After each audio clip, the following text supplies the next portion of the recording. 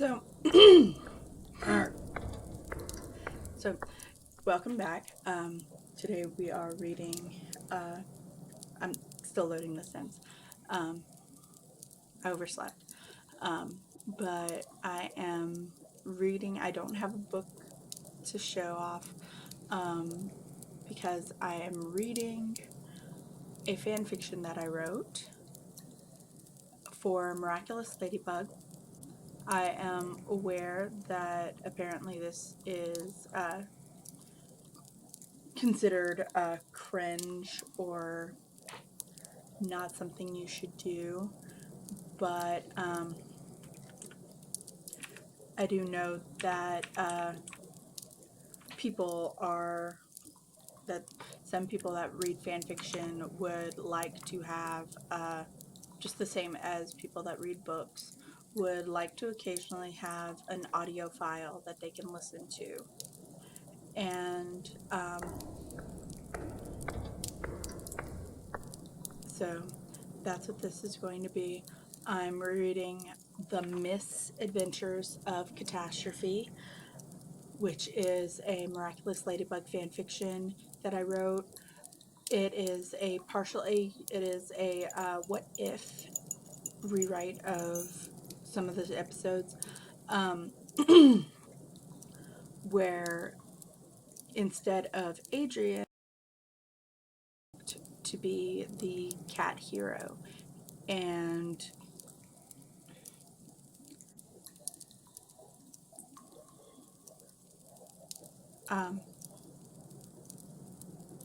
it is on Archive of Our Own.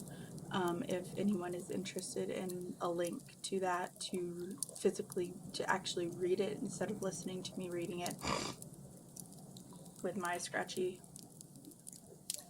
winterlogged voice. I sleep in my eyes. They're more than welcome to just go ahead and ask me, and I will provide a link.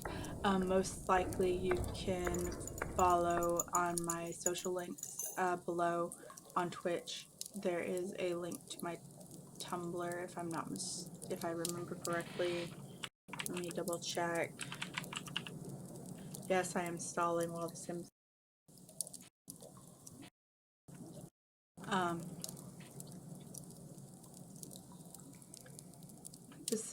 This fic is completely in Chloe Bourgeois' POV with a couple of splashes of Marinette POV in later chapters, or in a couple of chapters.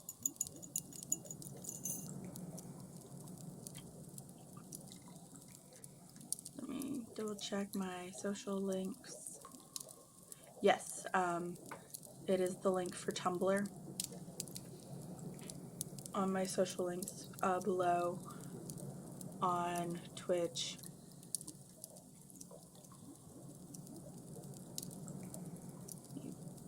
Go to my channel real quick. Eat that.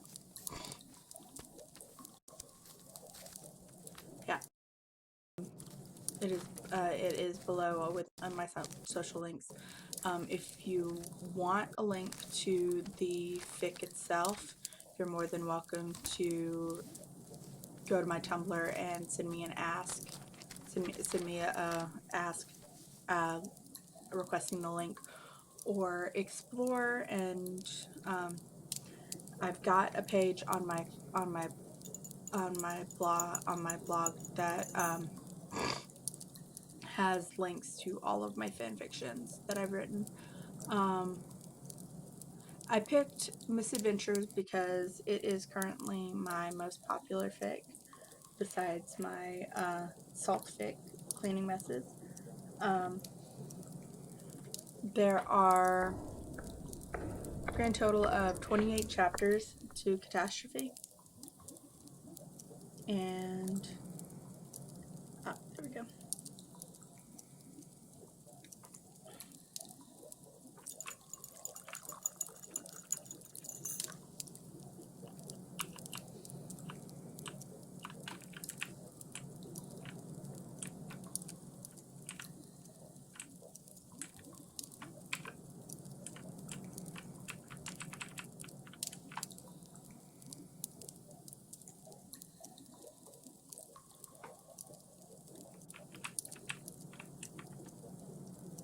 Okay.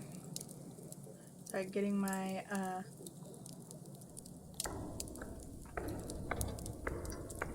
getting her queued up to read. Let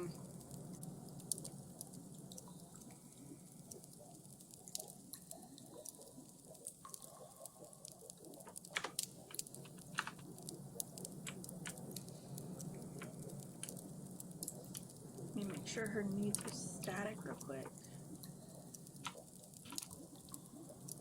Needs static.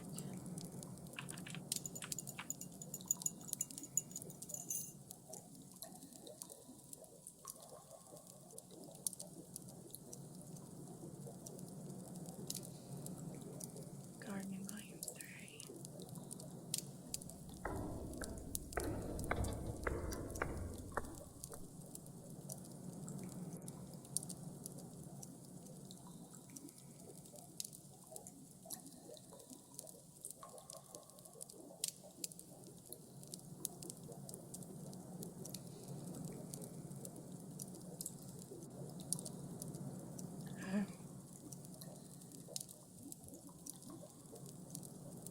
Okay.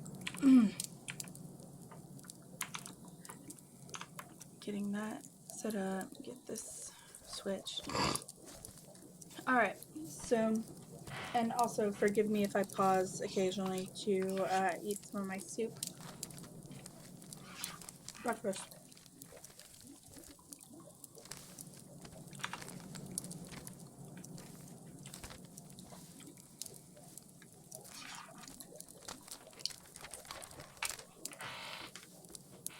And yes, I got myself a new house.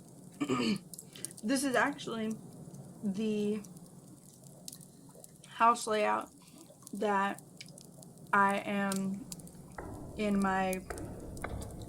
I'm doing a big rewrite of Miraculous, and this is the house blueprint that I picked for Adrian's house.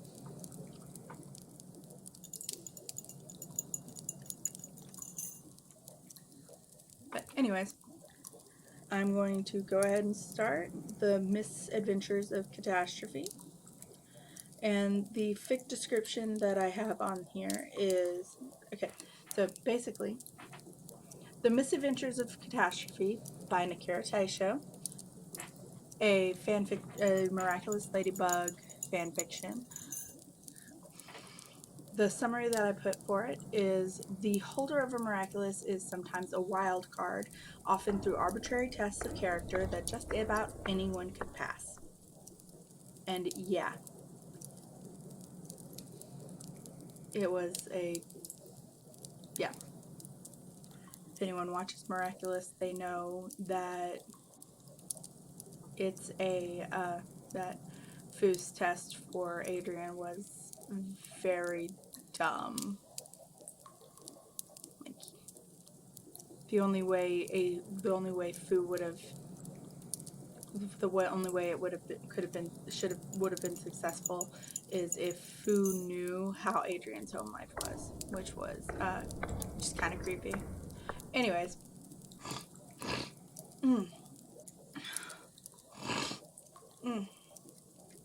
yeah, like I said before, the winter weather, the storm last week really messed with my sinuses. Going to clean my glasses real quick because I can't see.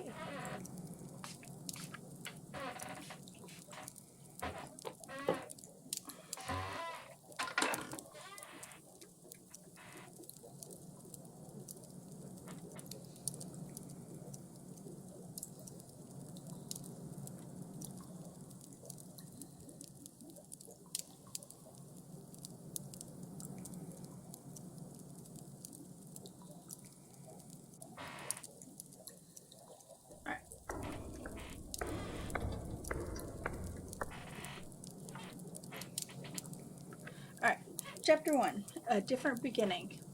When Chloe happens upon a feeling of compassion, she's chosen to have Cat Miraculous. Okay. The last day of summer came and went, and Chloe Bourgeois was looking forward to school starting. Her friend Adrian had finally gotten permission from his parents to attend public school, and he was enrolled both in her school, and she'd found out as the class representative that he was in her class. It was perfect. She had talked it out with him, and he was going to sit in the first row for an easy escape if things got overwhelming for him, and she and Sabrina would be right behind him for support. The downside was that she was once again sharing the classroom with the most popular girl in the area, even if Marinette Dupin Chang was too dense to realize just how popular she was, Chloe noticed. Marinette was like the sun, warm and bright and loved by everyone. She was everything that Chloe wanted out of life, and she couldn't understand she had everything that Chloe wanted out of life, and she couldn't understand why. The only thing she could do was try and smother Marinette's light and replace it with her own. The first day of school dawned with mild weather and a text from Adrian saying his father was talking about pulling his enrollment. She wanted to reassure him that that wouldn't happen, but since Adrian's mother had vanished during the break, she knew that Gabriel had cracked down on Adrian's security for unknown reasons. She just hoped that Gabriel would see sense and adhere to his wife's wishes by keeping Adrian in public school. She got ready for school and placed her sunglasses neatly on her head before going down to the hotel lobby to meet Sabrina. Her best friend greeted her with a showering of compliments. She flipped her ponytail to show off how perfect her hair was. She'd just gotten the color retouched, and she was very happy with the shade of blonde that they'd achieved.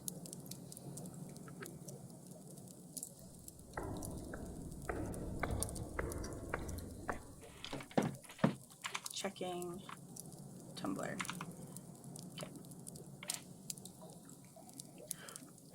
I know, she laughed. Look, the weather's really nice, so let's walk. Just don't talk too much on the way. Okay, Chloe, Sabrina agreed, and they headed off. Chloe waved her driver off, and they walked towards the school. She knew Marinette would probably bring something from her parents' cheap bakery, so she had to come up with some way to downplay or ruin that. Several people in her class this year were different from the previous years, and she wanted to ensure that Marinette made a bad impression on them. The fresh air, she hoped, would help breed ideas.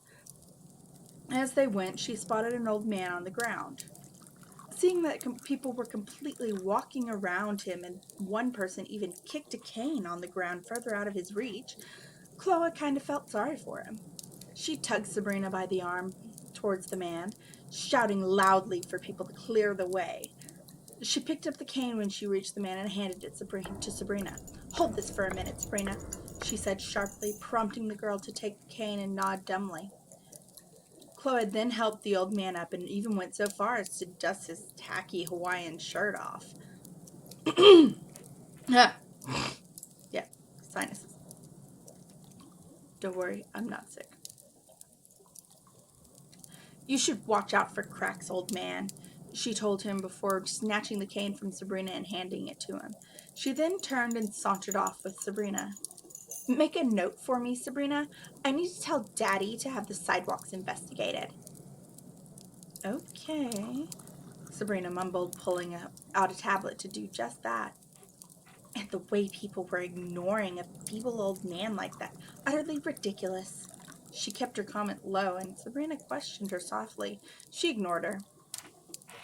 When they got to school, she went straight to the classroom, realizing that because of the detour to help that old geezer, they were about to be late for class. And being late would not make a good impression on her new classmates. She walked into the room just as the annoying but quiet music nerd of the class, Nino, was moving from his usual seat in the back room to the front.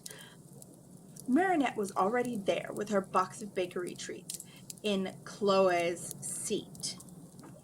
She could have sworn she put her name there. "Marinette Dupin Chang," she snapped as she approached. The girl groaned and looked at her, muttering something under her breath. "That's my seat." "But Chloe, This has always been my seat, Marinette mumbled. Chloe started to say that she had marked the seat to be behind her friend Adrian, but Sabrina leaned on the desk. Not anymore, the redhead snapped. New year, new class, new seats. And besides, I marked these seats yesterday, Chloe snapped. You can go sit with that new girl.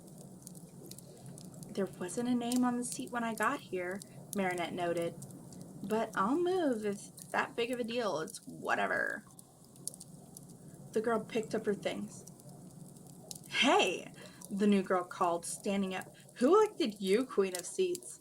I happen to be the class rep, Chloe snapped, moving aside so Marinette could get by. And if I didn't mark the seats, you were supposed to, Sabrina.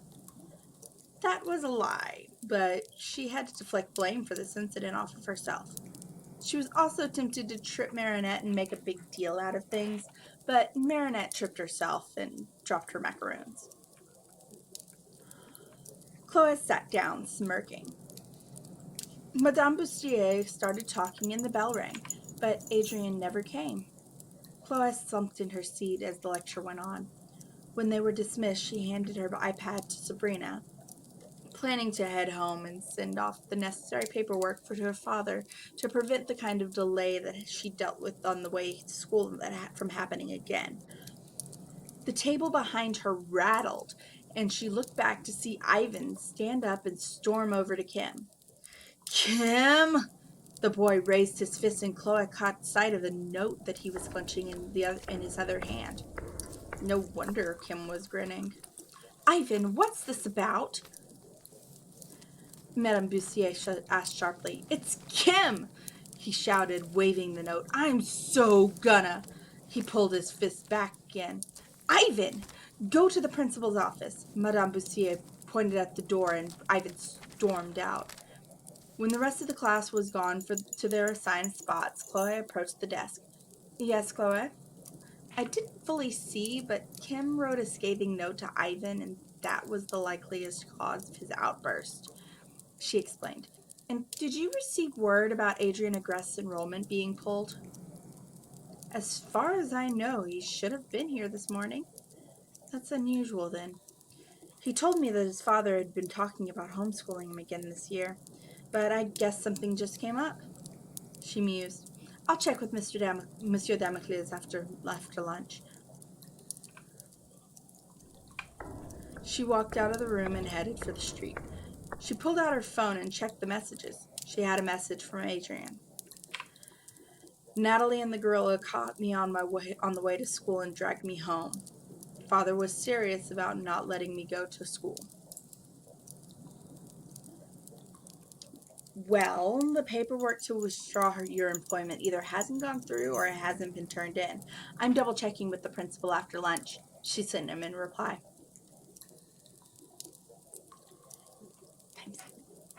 When Chloe arrived at the hotel, her butler was waiting for her in the lobby.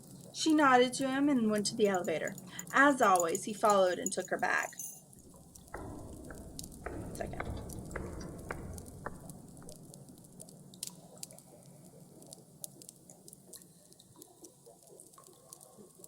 Okay.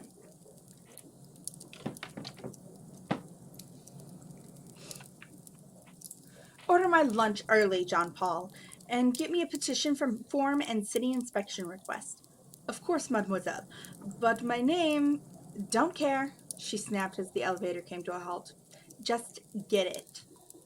Of course, and a package for you arrived a while ago, he told her as the elevator doors closed and she continued to her room alone. A package? It's early for post, she muttered. She went into her room and spotted the box on the table. This must be it. She opened the box to find a Chinese-style jewelry box. She paused, but opened the box, curious. Inside the jewelry box was a gaudy black ring. She grimaced, wondering what kind of idiot would send her a ring like this. She started to look for a note when the ring started glowing. She hurried away from it, hiding in case it exploded or something. It would be her luck that, with elections coming in a few months, some opponents of her father would try to have her killed or something. Okay, that's weird, a small voice muttered from the table. Chloe peeked out of her hiding place to see a weird floating cat thing hovering around the table. Can't have been woken from my nap without someone claiming the ring. Hello?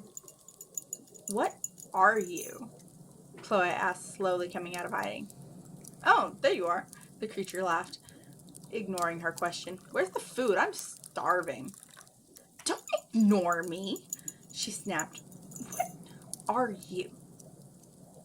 Okay, Grouchy. I'm a Kwame. I grant powers. Yours is destruction. Got it? Wait, what?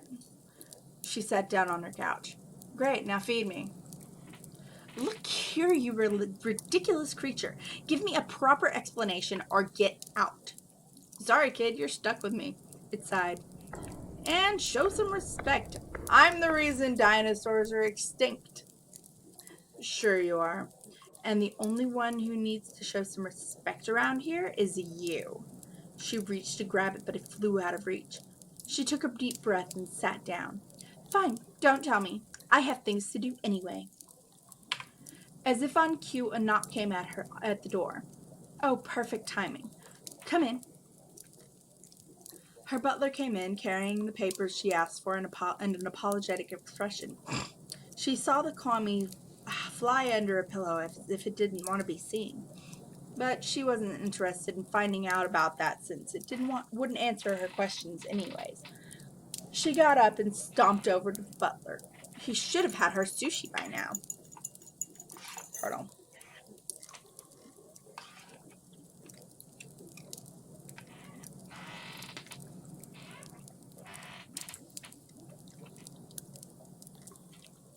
I'm sorry, mademoiselle.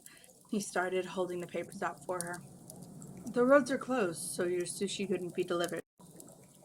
Why are the roads closed? She snapped, taking the papers and looking them over. There is apparently a monster on the rampage.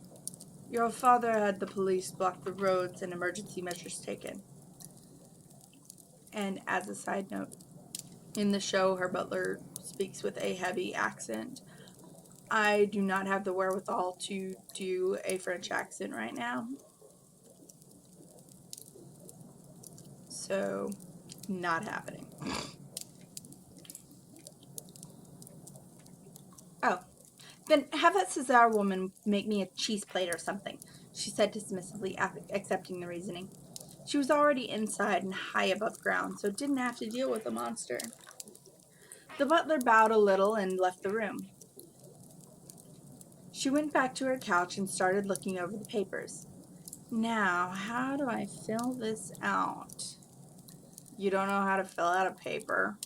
The creature asked, flying out. Give me a proper explanation or I'm not talking to you, she snapped, looking the papers over a second time. She found instructions on a sticky note, and she silently thanked her butler's skill in remembering that she usually went straight to her father rather than filling out stupid forms. She started to fill out the petition details when the news was suddenly turned on. She glared at the little Kwame.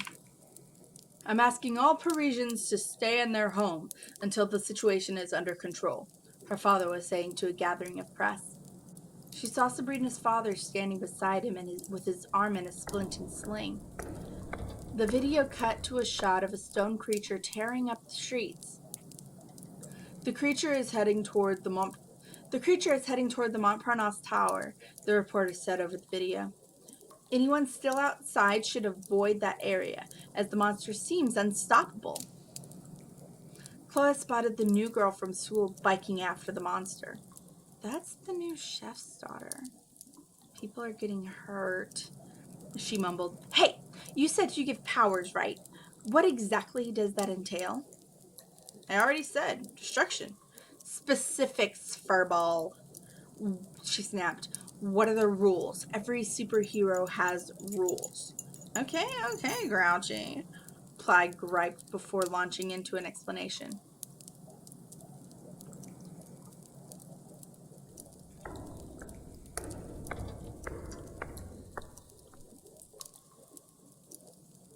And I just realized that I did not write him telling her his name. Oops. Oh well. I can fix that later. And you just say claws out to transform, he finished. Chloe nodded and started to put the ring on. It was a little big for her slender fingers and outrageously gaudy, but the silver color it had faded to when Plag emerged was a bit more appealing. Is there any way to make this smaller or less? She paused, searching for the right word. Just put it on and transform. Its magic will adjust to fit once you're connected to it properly. The Kwame sighed. Okay, so cat theme, she mumbled, holding the ring in place on her middle finger. She sighed, giving up on trying to come up with a costume design. All right, Plag claws out. The black clammy was sucked into the ring, and she was surrounded by green sparks. She watched as the ring became thinner and more feminine looking, snugly fitting over a black bodysuit that replaced her regular clothes. When the sparks stopped, she paused to look at herself in the mirror. Her suit was reasonable, with plenty of amber gems and gold accents. Gloves were over the suit, reaching her upper arm, with sharp-looking claws extending from her fingers. She flexed her hand a little, and the claws grew a little longer with the motion, almost like a real cat. Heeled boots went above her knees, with gold covering her toes and sparkling heels. She was wearing studded bracelets, seemingly just for the aesthetic, since there wasn't a clear use for them. A long, wide belt was around her waist, tied in a way at her back to hang like a tail. Studded cat ears were on top of her head, and she found that there was a little gold cat bell on her collar. Most importantly, there was a black mask covering a good portion of her face. She fiddled with her hair, singing her bangs were thicker, part of her ponytail fallen loose to add to the volume and hide her ears. The blonde was a few shades darker than she liked, but the biggest change to her face was her eyes. Her eyes were much more cat-like, complete with slit pupils and a light shade of blue instead of white. Meow, she laughed, making a clawing motion at her reflection. She hurried onto the balcony and threw herself off, extending her stick at the last second and using it to vault towards the destruction. As she was going, she saw a flash of red and black just before slamming full on into another girl. They tumbled to the ground, and she barely managed to use her staff to break the fall. She looked the other girl over, taking in the spotted red suit she was wearing. The girl rubbed her neck a little. Sorry, I didn't do that on purpose, she mumbled. Clara recalled Plag saying that she would have a partner to work with. You must be the partner my Kwame told me about. She tried being polite, since she knew acting like herself would give away her identity. She froze, realizing she hadn't even considered what anyone would call her. A catastrophe. Catastrophe? That's a little down on yourself. The other heroine sighed. You can call me Ladybug, I guess. You know, I like Catastrophe. My specialty is destruction anyways. She laughed. The ground shook, reminding her of the reason they had magic powers. Let's get going. People are getting hurt, and if we don't stop them, who else will? Right. Not sure if I'm up for this, Ladybug confessed. Same, but we were chosen for a reason, right? Let's do this, she encouraged, vaulting to a roof. Ladybug joined her after a moment, and they headed for the stadium, following the path of destruction. They came to a stop on the roof of the arena and watched a moment as the monster snatched up Kim. Be careful attacking him. I saw on the news he grew in size when he was shot at, she said lightly. Good to know. Well, we should probably go straight in with our powers then. Good idea. I'll distract him and see if my power can do actual damage to him, and you can come in and use your powers, she suggested. Ladybug nodded a little. Lucky charm, she called out, throwing her yo-yo into the air. A wetsuit dropped into her hands. Yeah, I'm gonna need a minute. Okay then, that's interesting. Yuki stopped scratching at the door.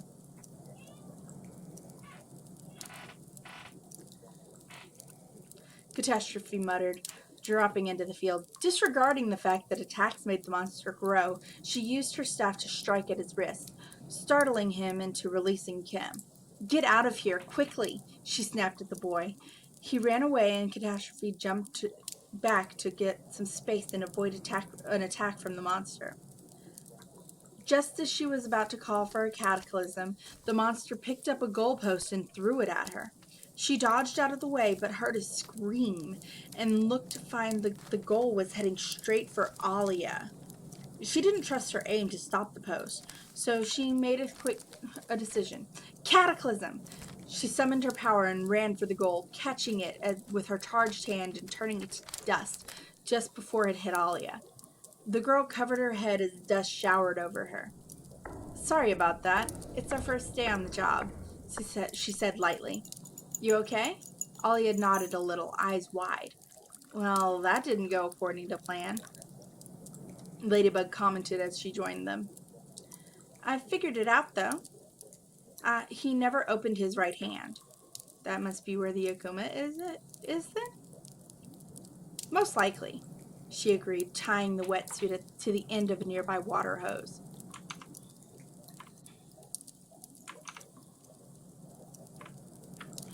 Once he drops it, open the tap and make him drop me. She directed the words to Alia. Here's hoping this works, she mumbled, and Catastrophe noticed a tremor in her voice. She looked at Ladybug and saw that the spotted hero looked unsure. She touched the girl's shoulder, unsure how to word any sort of encouragement. And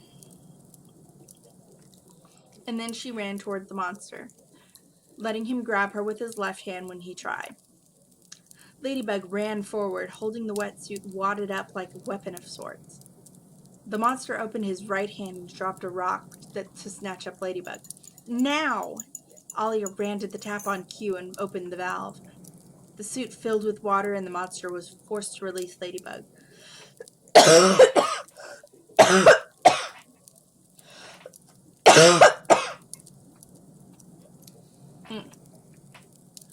She landed lightly, almost on point, as if she were a ballerina.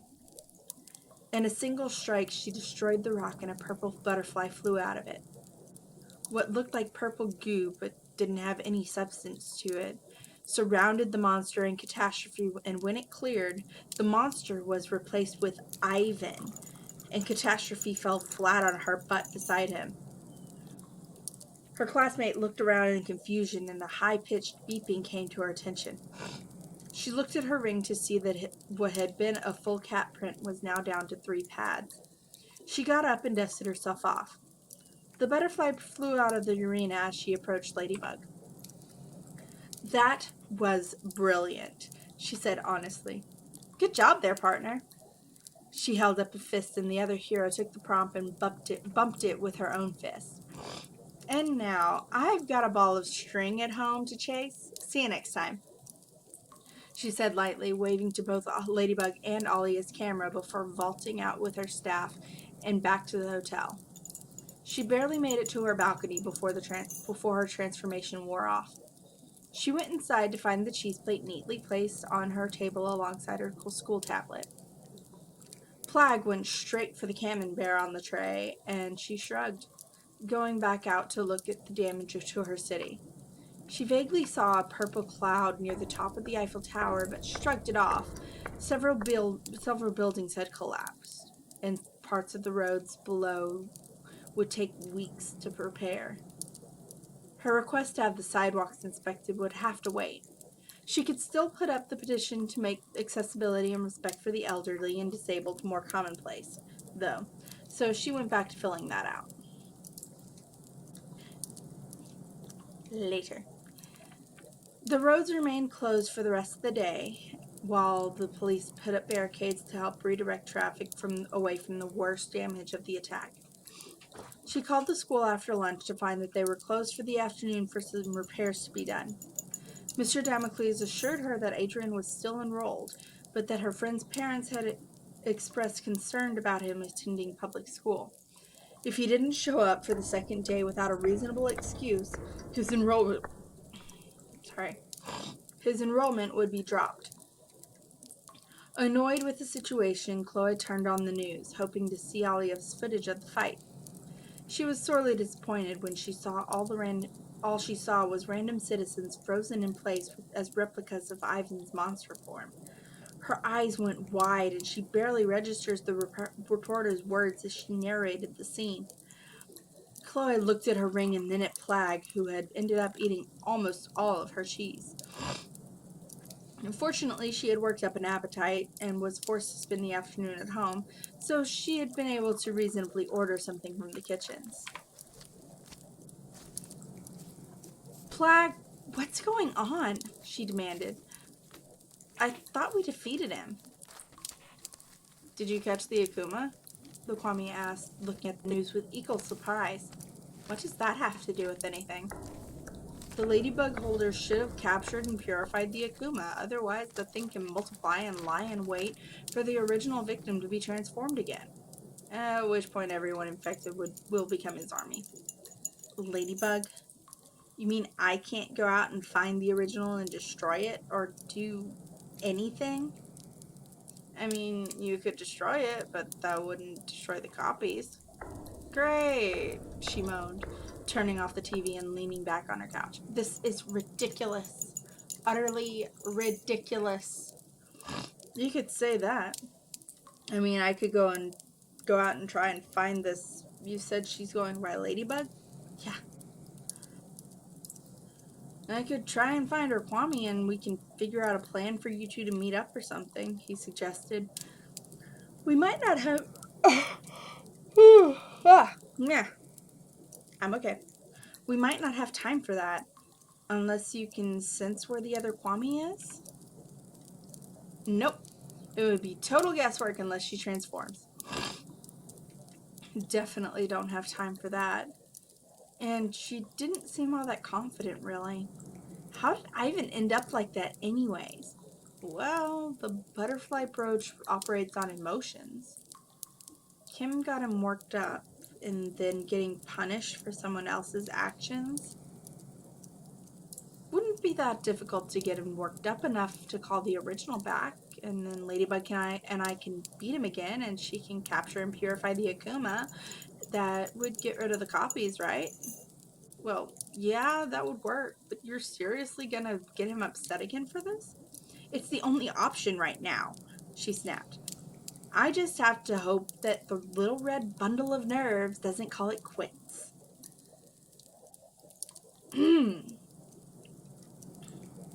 Not far away from La Grande Prairie, the ladybug's earrings had been returned to their jewelry box, and the would-be ladybug was weeping on her bedroom floor.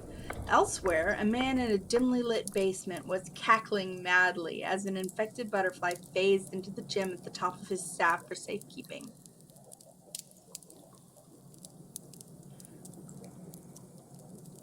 And at the end of the first chapter on on AO3, there is a picture of the art of Catastrophe's design done by Zoyane Sama, who is a person on Tumblr that I follow.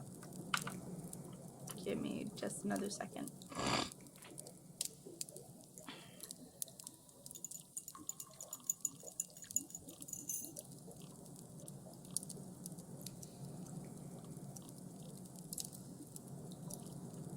Okay. I'm close to over there. Okay. Next chapter.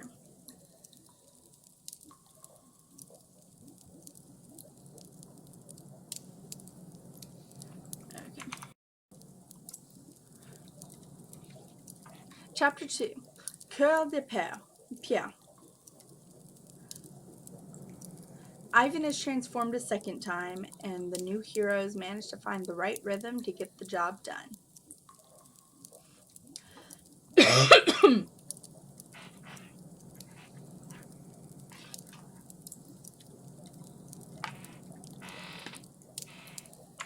Alright.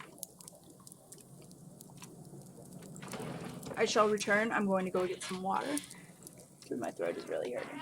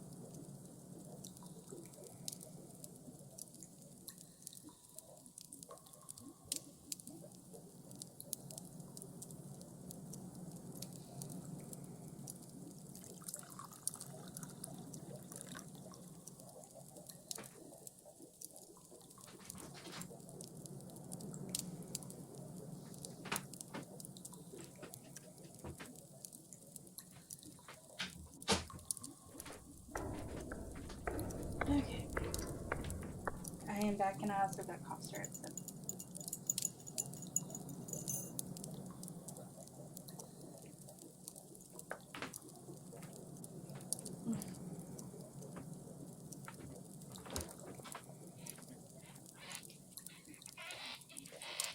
Should help with the scratchiness.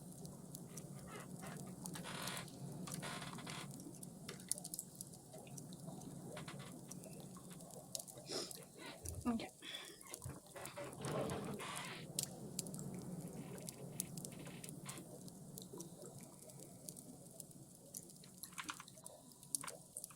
Alright. So,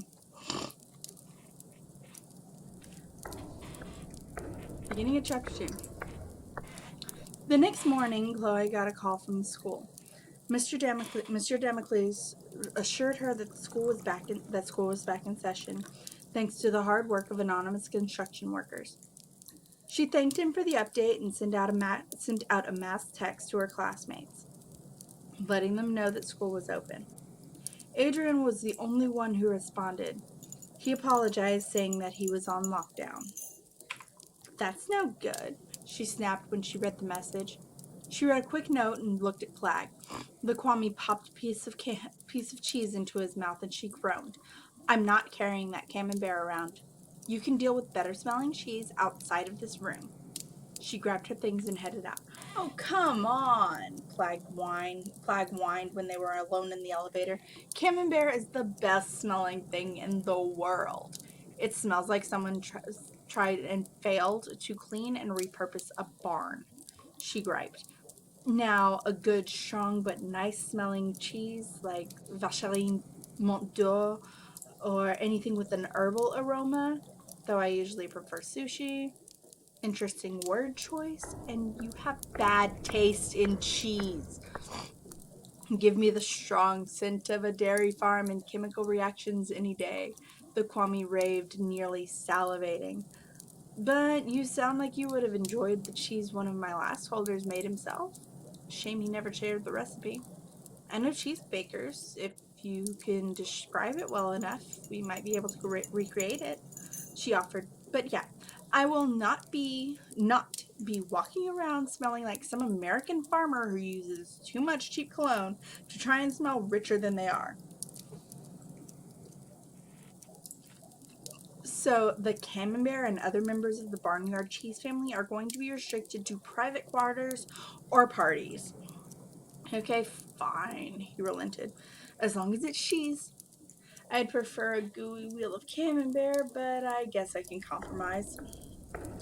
Glad we came to an agreement, she sighed, opening her purse just as the elevator ride was about almost over. All right, elevator ride's over. Come on, get in. The creature whined a little, but flew into her purse just as the doors opened. She went into the lobby of the hotel and noticed that either she was early enough that Sabrina hadn't arrived yet, or her friend had decided to help her injured father. Sure enough, she got a text from Sabrina saying, just as she was exiting the hotel, saying that she would meet Chloe at the school after helping her father get ready with his injured arm. Again, and mostly because of the road issues, Chloe waved her driver off and headed for the school on foot. When she was well out of sight of the hotel, she ducked into an alley and opened her purse.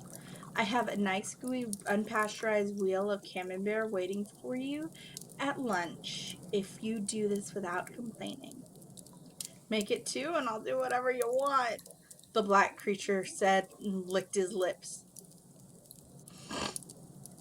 She nodded and pulled the note out of her purse before hiding her bags. I can arrange that, she sighed. Claws out. She transformed and picked up the note, tucking it into the space between her boot and the suit. She headed to the aggressed manor by the rooftops, waving at people who'd noticed her, and called out. Catastrophe had to pause a few times to reassure concerned citizens that she and Ladybug would take care of the monsters. She landed after a few minutes on Adrian's windowsill. She saw her friend pacing his room, and she tapped on his window lightly. He turned and his eyes went wide when he saw her. He hurried to open the window, and she dropped into the room. What are you doing here? He asked. She pulled out the note. What's that? I got a request from a friend of yours while I was out looking for the source of those statues. She lied easily. She specifically said that a certain prince was trapped in an ivory prison and needed rescuing. She held the note out to him and he read it. I looked into it. If you show up for school today but your father doesn't let you go after, he'll get in trouble with the law? He read aloud. You mean Chloe sought you out just to take me to school? If that's what she meant by rescuing, she laughed. Make your decision. We have to get a move on before school starts. Where are you enrolled? L'École François Dupont, he answered quickly, grabbing his school bag.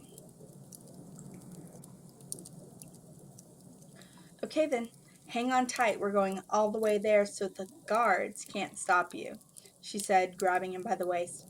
He put his arms around her neck and she used her staff to vault out his window into the school. She set him down just inside the property. Good luck, she told him. Maybe you'll find a Princess Charming to properly rescue you later. She bowed a little and hurried off back to the alley where she hid her stuff. Claws in, she said quietly when she was sure there were no witnesses, dropping her transformation. Plague immediately made a noise and she gave him a look. Remember our deal? I hate transforming, he mumbled. But the cheese. Exactly, she said with a smirk, opening her purse for him to hide in. She then hurried to school and paused, seeing Ivan and several of their classmates talking. She walked over, glancing around for Adrian. He must have gone to hide from his bodyguard and his father's secretary in case they caught up with him. Everyone was pestering Ivan for details on his experience as a monster. "I'm sorry, I wasn't myself," he mumbled.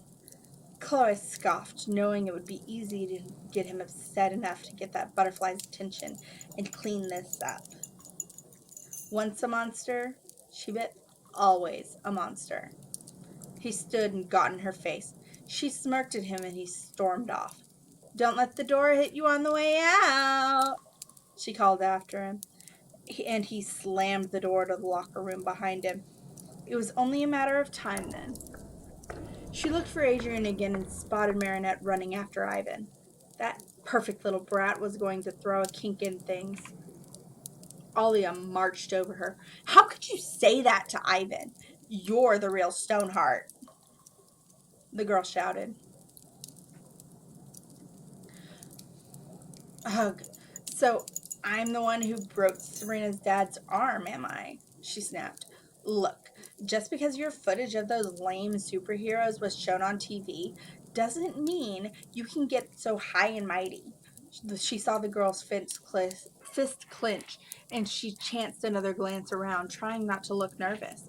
She could take Alia, but she'd rather not get into a fight. "You little," Alia muttered. "Look out, she's angry," she taunted. "She's going to split her underwear and turn into a huge muscly monster."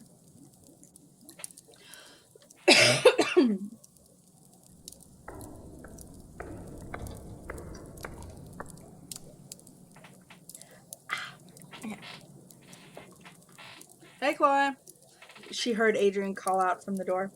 He must have slipped around and come in through the front since she dropped him off before any other students had arrived. "Adrian," she gasped, trying to seem surprised that he was there. "You made it." She ran over to him. He nodded and they hurried to the classroom and as other students realized who he was. She tried to get rid of them, knowing that he didn't get much interaction with anyone else. When they got to the classroom, she showed him to his seat. "It's not by the door like we talked about, but it's right in front of me," she assured him, grinned, and sat down beside Nino, who made a face. Sabrina came into the room and chewed a little. Chloe realized she was chewing gum, and she was tempted to stop her from doing anything. "Thanks, Chloe," Adrian said lightly before turning to Nino and offering his hand. Hey, I'm Adrian." "You're friends with Chloe, then?" he asked as Sabrina started to put her gum right in Marinette's seat. "Hey, what's that all about?" Adrian demanded, standing. He glared at Chloe and she shrugged. "The brats that sit there need to learn how things work around here," she sighed. "We're just commanding a bit of respect." "You think that's really necessary?" Adrian groaned as Sabrina sat down, the gum firmly in place. Adrian immediately went to try and remove the gum, and she rolled her eyes. "You've got a lot to learn about school culture." "Hey!" Marinette shouted, coming into the room at just the right moment. "What are you doing?" Adrian froze, searching for words. He trailed off lamely, and Sabrina laughed. Chloe joined her, trying to make sure that Marinette knew who was really responsible for the gum. The girl set her mouth in a scowl and glared at all three of them. Not the intended result, if Chloe was honest. She was fine with being disliked so long as people respected her enough to give her what she wanted. But she wasn't okay with the idea of anyone disliking Adrian. "Okay, I get it," Marinette growled. "Good job, you three." She shoved Adrian aside and started trying to get the gum off her seat. "Very funny." No, Adrian tried. "I was trying to take it off." "Oh, really?" she snapped. Sabrina laughed again, and Chloe jabbed her in the side. "You're friends with Chloe, I see," Marinette said with such malice it almost hurt Chloe to hear. "Why do people keep saying it like that?" he mumbled, going back to his seat. see what we mean about respect," Sabrina laughed. Chloe jabbed her again. She glanced over to see Marinette cover the gum with a kerchief. Alia fiddled on her phone, and the pair seemed to be exchanging ruthless gossip about Adrian. Chloe glared at Sabrina. "Why didn't you tell him it was Chloe's idea?" Nino asked Adrian quietly.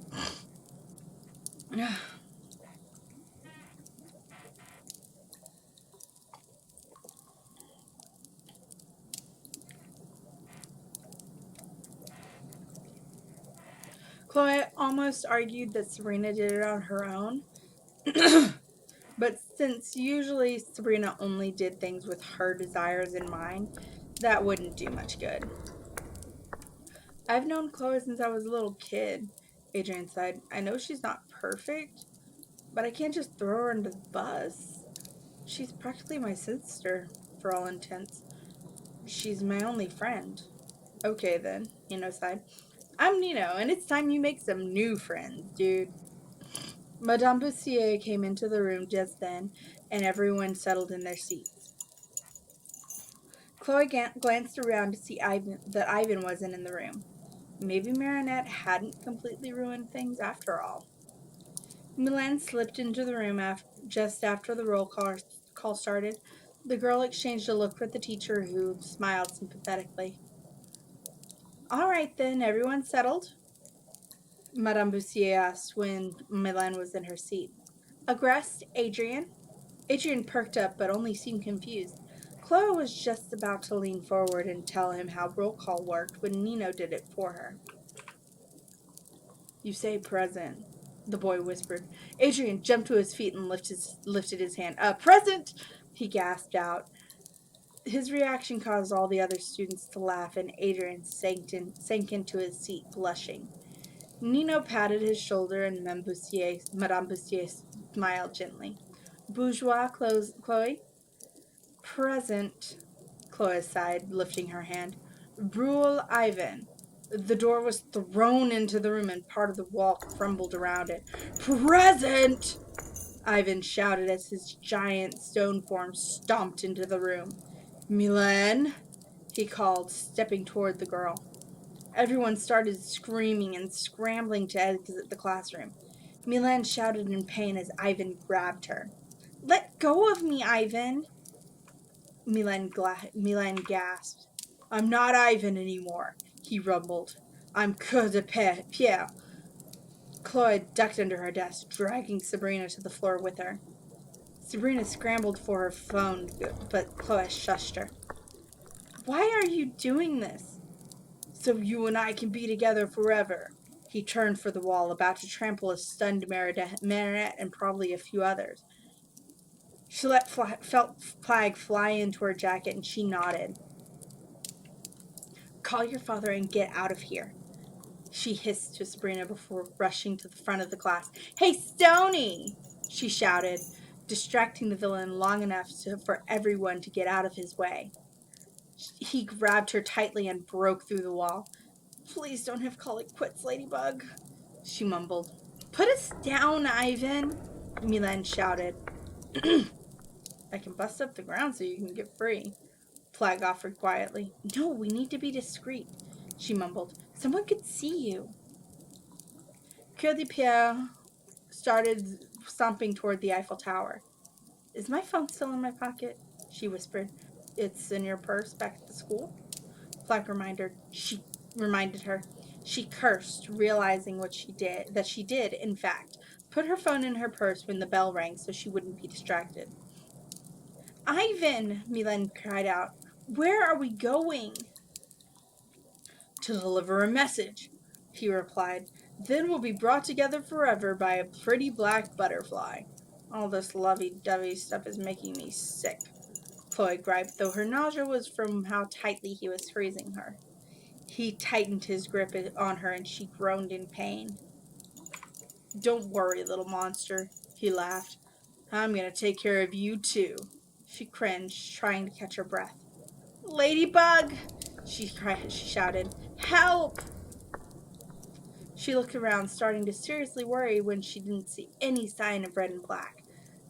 The entire way to the tower, there was no sign of her partner. They got to the tower and she leapt onto the first level of platforms. She saw a police barricade and her father holding up a microphone. "I demand my daughter's safe return," the mayor called. Coeur de Pierre made a noise and lifted her over his head. "You can put me down gently, maybe? You've made your point," she tried. "You know what?" He laughed. "You're welcome to her." He threw her toward the ground and she screamed. "Now would be the time to transform," Plague gasped. She shook her head and continued screaming, feeling as if her heart had already stopped. She saw a flash of red and her collision with the ground was halted as Ladybug caught her. It took a moment for her to really register that she wasn't a smear on the pavement. "You're safe now," Ladybug assured her, and she snapped out of it. "Thanks, Ladybug," she mumbled, realizing that she had her arms tightly wrapped around the heroine's neck. She let go, trying to hide that she was blushing. She shakily stood, and Ladybug stepped toward the Eiffel Tower, spinning her yo-yo. She caught her breath and went to her father. He caught her in a tight hug, and she groaned. "Daddy, not so tight." "My little princess, you're safe," he gasped out. She wriggled out of his grasp. "Chloe, darling." "I have to go to the bathroom," she muttered, covering her mouth to suppress the returning nausea. She hurried past her father and ducked behind a vehicle to lose her stomach. When she finished, she looked around for witnesses.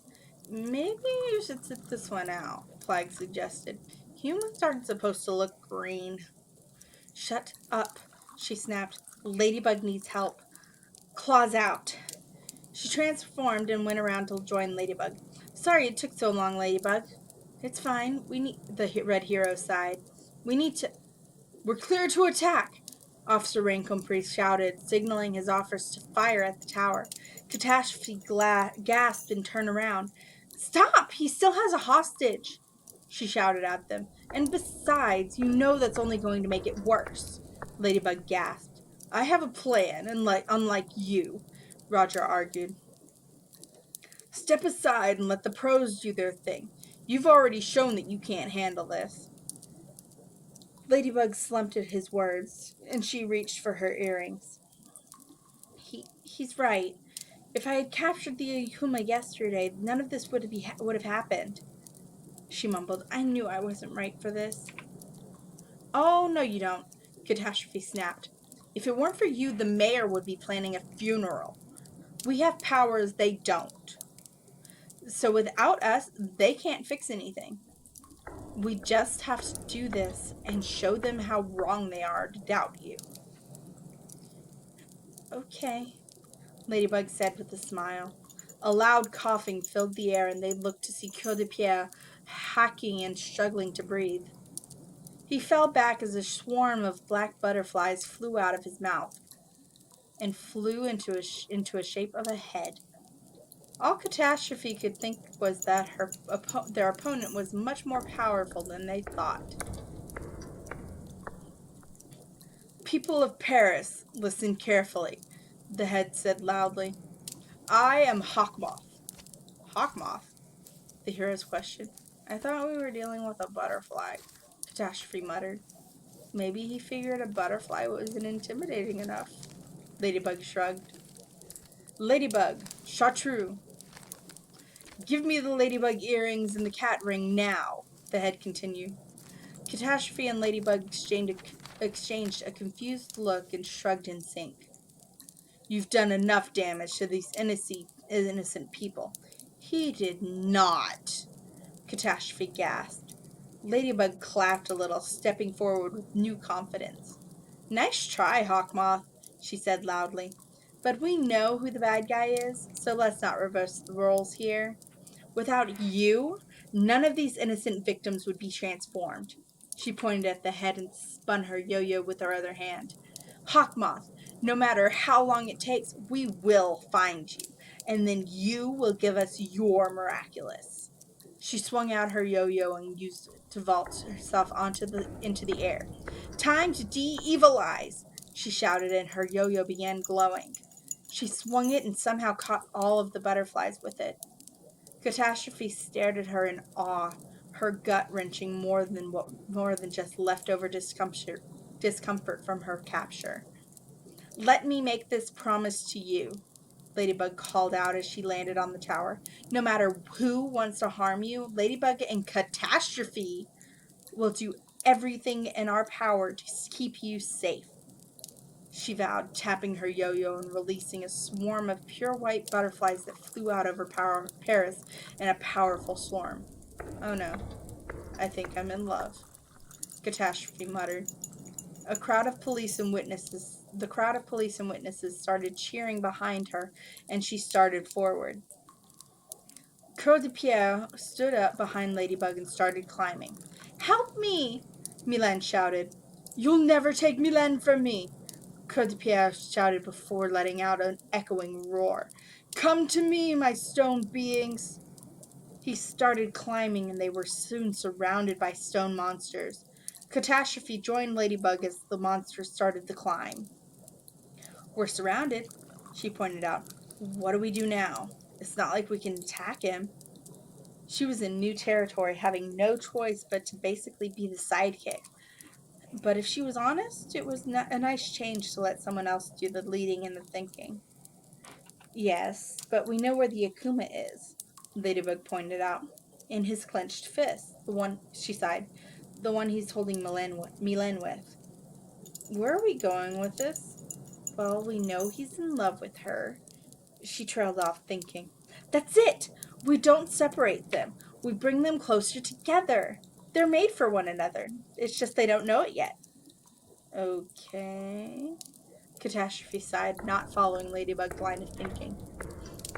"Wait, you mean get them to kiss?" She gasped after a second. Even if Ladybug didn't know them personally, Catastrophe could honestly agree on the fact that those two were made for each other. Ladybug nodded and jumped after their target. "Something tells me crazy plans are going to be a staple in this relationship." "Help! I'm scared of heights!" She heard Milan cry out and rolled her eyes. "She's afraid of everything," she muttered before following after Ladybug. "Everything's going to be all right," Ladybug shouted to Milan. Catastrophe went to the other side of the tower to try and cut off the stone enemies. She heard Ladybug call for her power, and Catastrophe blocked an attack with her staff. In that moment, she decided to see about getting some fencing or some sort of kung fu training. She looked up when she heard Milan scream. The girl fell as she was suddenly let go by Ivan, and a rock fell with her. Catastrophe decided to prioritize her classmate's safety over the rock, and she climbed a little to get some room and leap after the girl. The rock fell in front of her face, and she used the baton to bat it up to Ladybug before trying to extend it to reach Milan. Before her eyes, Ivan de-transformed, and she cursed.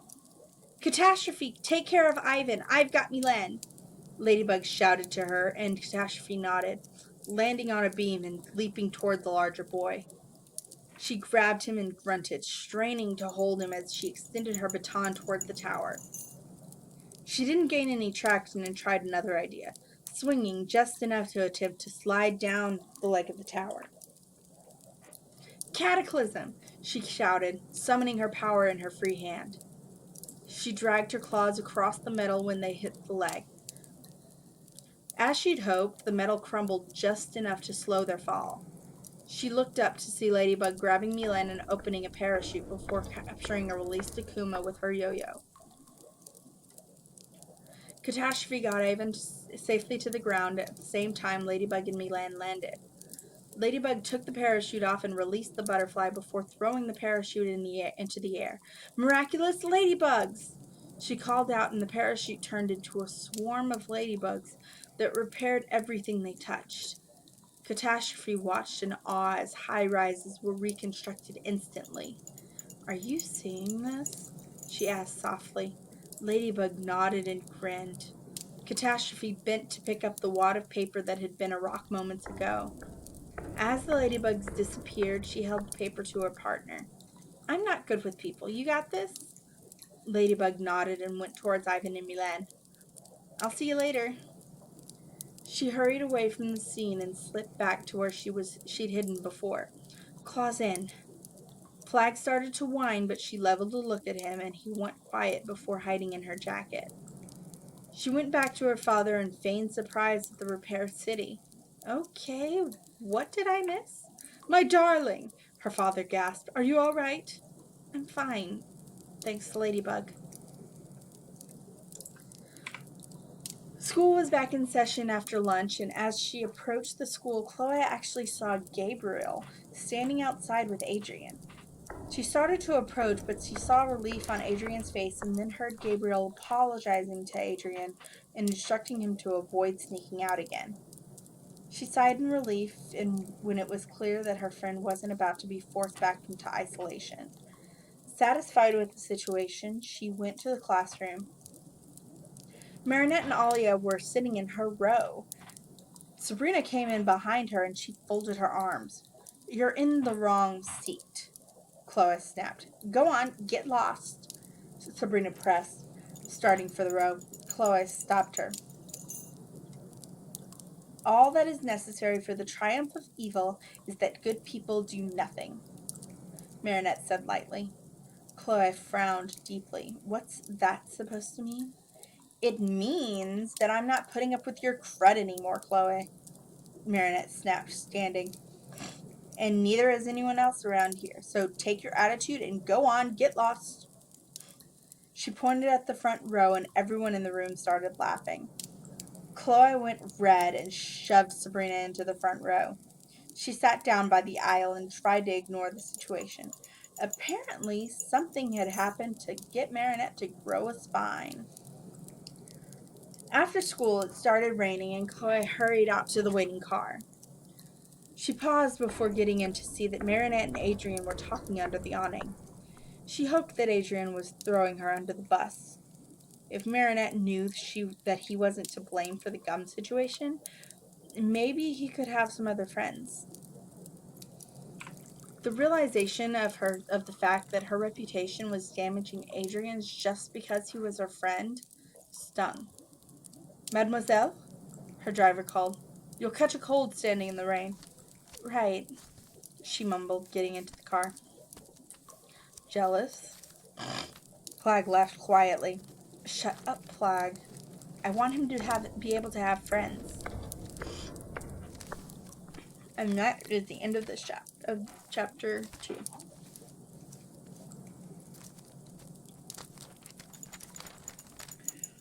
And I know I usually do 3 chapters of whatever I'm reading, but my throat is really hurting. So I'm going to call it a early session.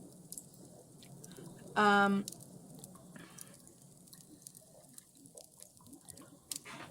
have some errands to run later this afternoon, but I will most likely be coming back later for a Final Fantasy XIV stream. But we'll see how my throat feels. In the meantime, definitely see you tomorrow evening for Dungeons and Dragons, and peace.